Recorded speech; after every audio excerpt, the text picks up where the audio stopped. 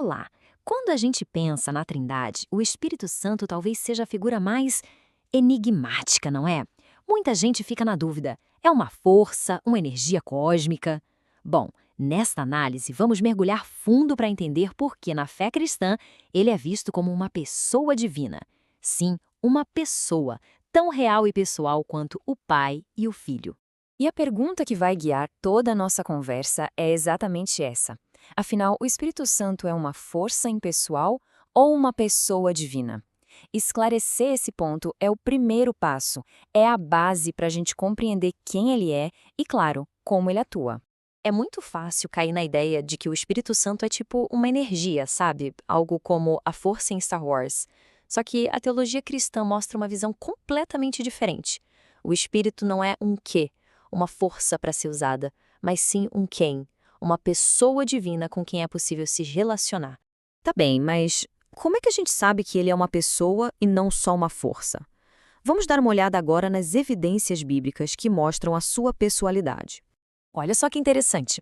As Escrituras mostram o Espírito Santo com características que são, sem dúvida, pessoais. Ele tem uma mente, ele pensa, ele tem emoções, a ponto de poder se entristecer.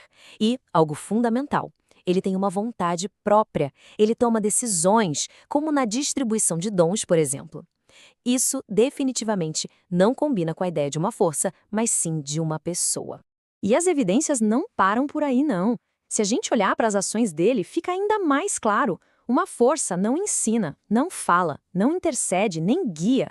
Todas essas são ações que exigem intenção, comunicação, relacionamento, ou seja, todas as marcas de uma pessoa.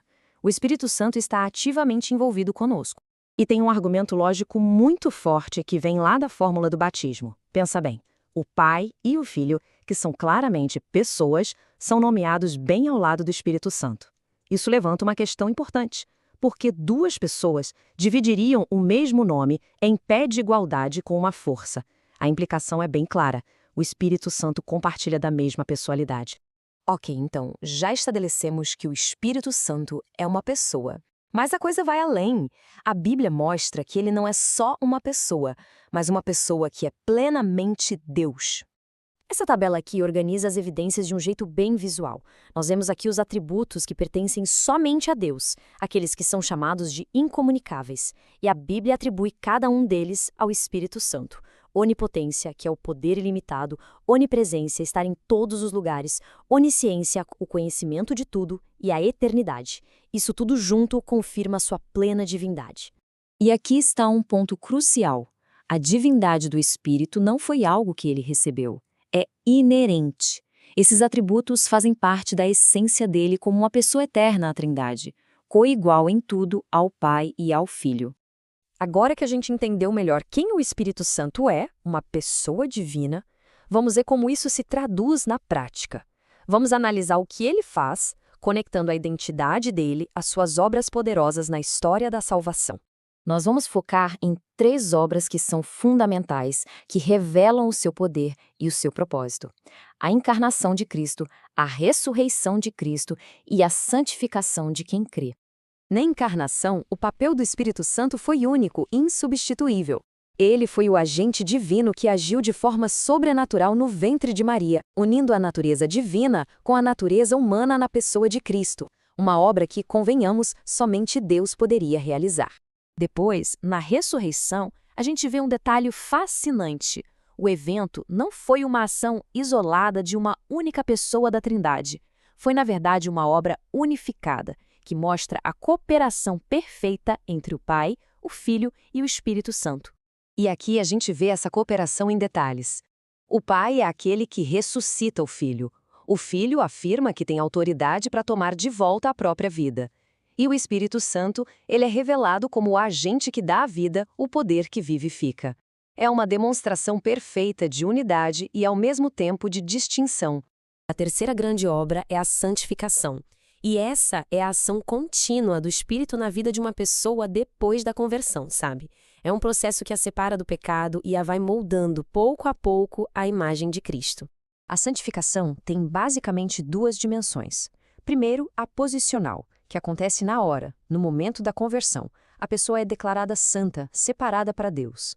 E depois vem a progressiva, que é a jornada de uma vida inteira de crescimento em santidade, sempre guiada pelo Espírito.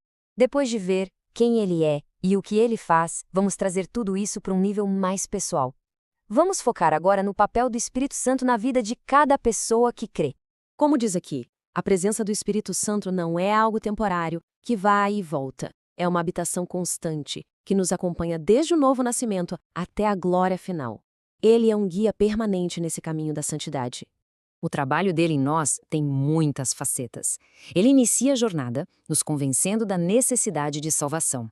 Ele nos regenera, nos dá uma vida nova. Ele nos sela como uma garantia da nossa redenção. E ele nos acompanha, guiando e testificando no nosso espírito que pertencemos a Deus. Toda essa obra do Espírito, claro, convida a uma resposta da nossa parte. As Escrituras chamam para andar no Espírito, ou seja, cooperar ativamente com o trabalho dele.